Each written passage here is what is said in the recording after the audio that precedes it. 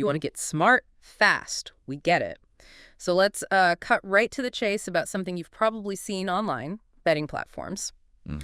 Our deep dive today is really pulling back the curtain on how a lot of these sites get promoted. It's a kind of a hidden financial engine. Yeah, one you might not even realize is there. Exactly. So our mission is to unpack these marketing tactics, behind the recommendations you see, and figure out what that actually means for you if you, say, click on one of those links. And what's really striking, I think, is how different the reality is from what most people assume. How so? Well, the common idea is that betting sites make their money, purely when people lose bets. Yeah. Simple as that. Right. Seems logical. But our sources really hammer home that affiliate marketing is actually a huge, maybe even the main driver of revenue for many of these online operations. Okay, so break that down for us. Affiliate marketing, how does that work specifically with online betting? It's not just banner ads, is it? No, it's more involved. Essentially, you have individuals, could be influencers, maybe website owners, people on YouTube or Telegram. Yeah.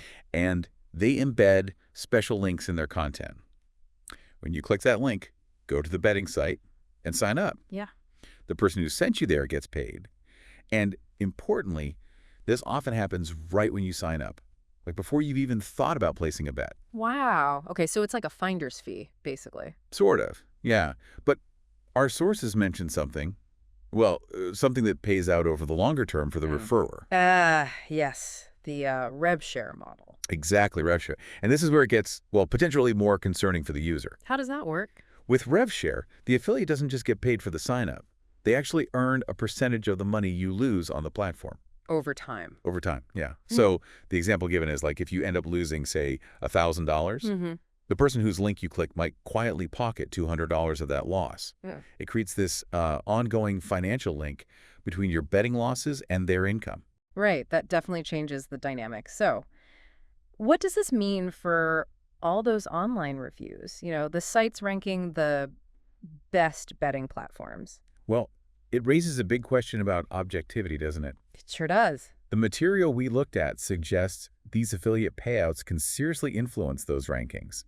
A platform offering a bigger cut to affiliates might just, find itself higher up the list. Regardless of whether it's actually better for the player, like fairer odds or user experience? Potentially, yes. Yeah. The highest commission could easily translate to the top recommendation spot. It's not always about quality. That feels, a bit misleading. And I think the sources mentioned some affiliates get quite a bit of data. That's another layer. Some of these affiliate deals are apparently quite sophisticated. The influencer or partner might get access to a back-end system. Okay. And what does that show? It can show details about the users they referred, like how much you've deposited, your total losses, maybe even how long you spend playing on the site. Whoa, that's a lot of information. And most users probably have no idea. Very unlikely they'd know that level of detail is being shared. There are definite ethical questions there and a real lack of transparency. And what about those videos you see? Influencers hitting massive wins. Yes, the sources mention that tactic too. Sometimes influencers are essentially playing with house money. Meaning the platform gave them the funds? Exactly. They're showcasing big wins, making it look easy, but they might not be risking any of their own cash. It creates a pretty false picture of potential gains for viewers. So wrapping this up, it really sounds like the core issue here is just things being hidden, a lack of transparency. That's absolutely the central point. We, the audience, the potential users, often have no clue about these financial arrangements humming away in the background. It's vital then to understand there might be these unseen motivations behind the betting advice or recommendations you stumble across online. Precisely. You have to ask, is this content genuinely trying to help me make better choices?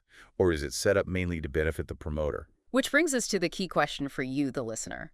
When you see that next piece of content pushing a betting site, ask yourself, are they trying to help me win?